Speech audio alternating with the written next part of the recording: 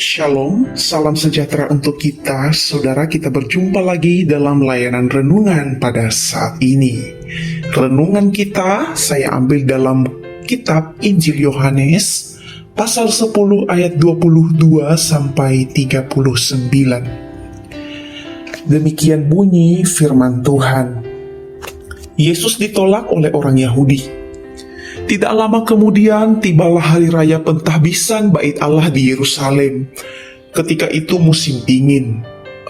Dan Yesus berjalan-jalan di Bait Allah di Serambi Salomo.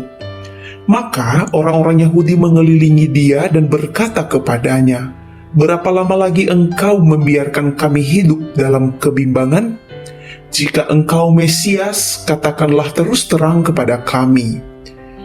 Jawab Yesus kepada mereka, "Aku telah mengatakannya kepada kamu, tetapi kamu tidak percaya. Pekerjaan-pekerjaan yang kulakukan dalam nama Bapa-Ku, itulah yang memberikan kesaksian tentang Aku. Tetapi kamu tidak percaya karena kamu tidak termasuk domba-dombaku. Domba-dombaku mendengarkan suaraku, dan Aku mengenal mereka, dan mereka mengikut Aku. Dan Aku memberikan hidup yang kekal kepada mereka, dan mereka pasti tidak akan binasa sampai selama-lamanya, dan seorang pun tidak akan merebut mereka dari tanganku. Bapa-Ku yang memberikan mereka kepadaku lebih besar daripada siapapun, dan seorang pun tidak dapat merebut mereka dari tangan Bapa. Aku dan Bapa adalah satu."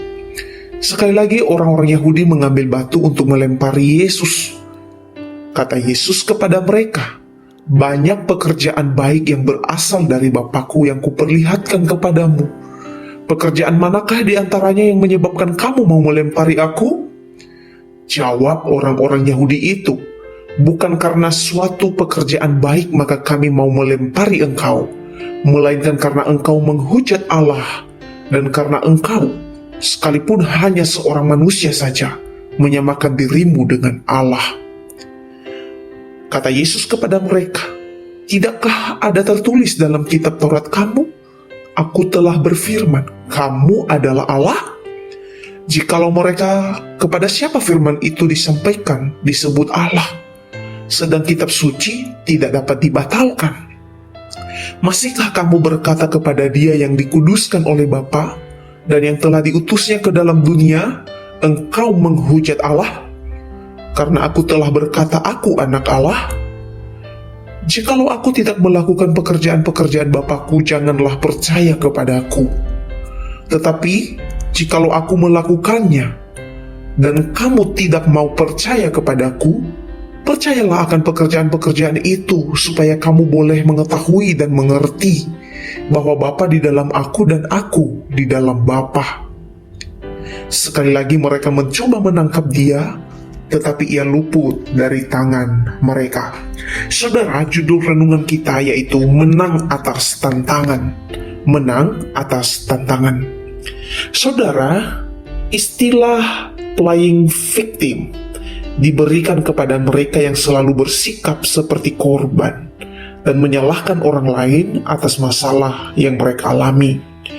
Sikap ini juga terlihat pada orang-orang Yahudi yang datang kepada Yesus ketika Yesus berada di Bait Allah di Serambi Salomo. Mereka merasa Yesus membuat mereka bimbang perihal kemesiaannya. Kebimbangan itu berasal dari penolakan mereka untuk percaya. Mereka tidak mau menerima perkataan Yesus tentang dirinya. Maksud kedatangan Yesus, pekerjaan-pekerjaan yang diberikan oleh Bapa, serta kesatuan antara Dia dengan Bapa. Dalam keadaan tidak percaya, mereka mengambil tindakan ekstrim, saudara. Dengan apa? Dengan mencoba melempari Yesus dengan batu. Kemudian, mereka memulai tuntutan baru yang menyatakan bahwa Yesus telah menghujat Allah.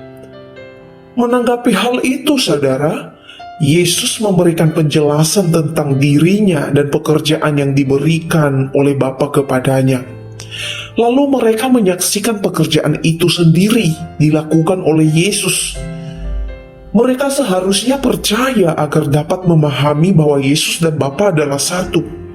Akan tetapi saudara, sekalipun Yesus telah menjelaskan panjang lebar, mereka tetap berusaha menangkap dia.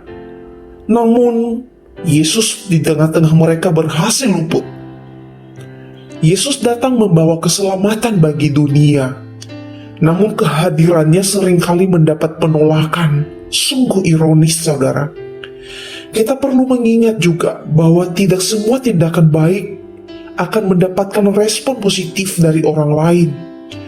Ketika rasa iri hati telah menguasai seseorang, maka orang itu cenderung mencari kesalahan dan menolak kebenaran.